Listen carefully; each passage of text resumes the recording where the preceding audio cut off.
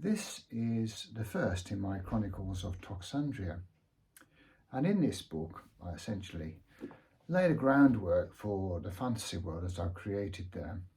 There's a detailed map already, but I wanted to emulate J.R. Tolkien's achievement in creating a fully immersive and detailed world.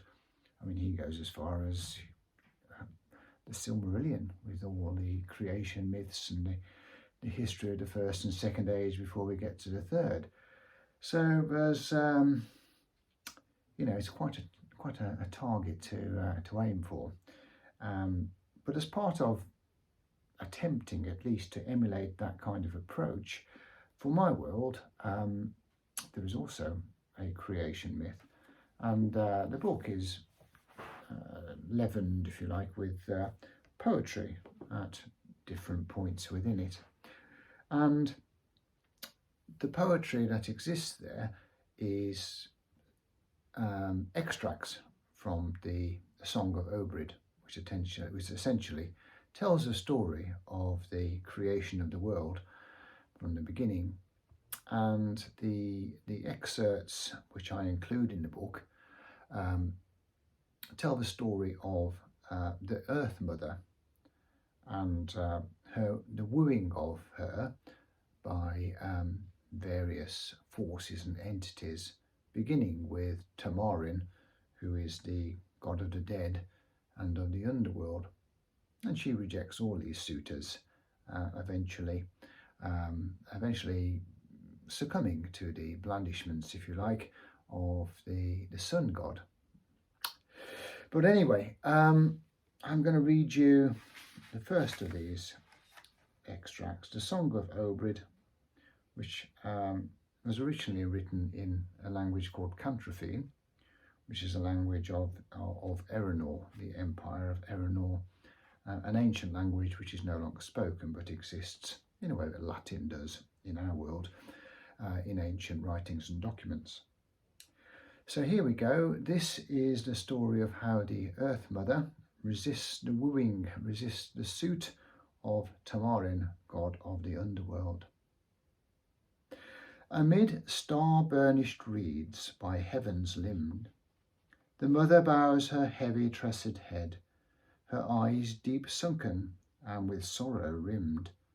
With backward glance she walks the halls of dread, deep shadowed where Tamarin's sceptre looms. O'er all the echoed vaults, high columned deeps, death's massy legions dreaming in their tombs. She stands before the dark lord and she weeps. Her voice rings out, entreating to that ear her earnest reservations to his suit, that she might make her protestations clear. Tamarin now inclines his ponderous brow and turns his leaden gaze upon her face. Our two worlds do adjoin, you must allow, he then declares. I urge you to embrace the darkness and the depth that lies beneath the tangled roots and waters of this earth. For mountain, moor and forest, pool and heath oppress my soul with anguish at my dearth.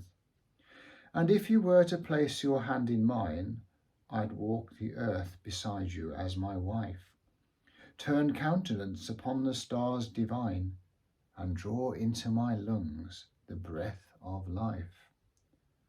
And taint the wells and stain the rivers broad, or reach your shadow on my verdant land, she saith then, my great and noble lord. Dark is the world when you extend your hand, and dark the chambers that are your domain. The dryads and the naiads in their streams do tremble at the mention of your name, and word of your soft wooing haunts their dreams. I'm a big fan of John Keats's work, so if you know John Keats, you might well hear echoes of his way of writing in that little extract. But there you go. If you're interested, it's That which the deep heart knows, which is the first in my chronicles of Toxandria, is set in the empire of Erenor and tells the story of a tavern girl, a simple, humble person who falls in love with a prince, or rather vice versa, and ends up being the Empress of Erenor. You might think that sounds far-fetched.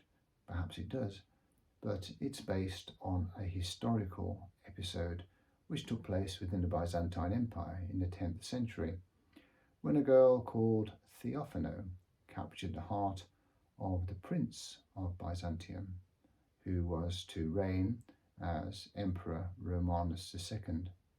So a story very celebrated in the history of Byzantium, but then I don't think many people know much about Byzantium nowadays.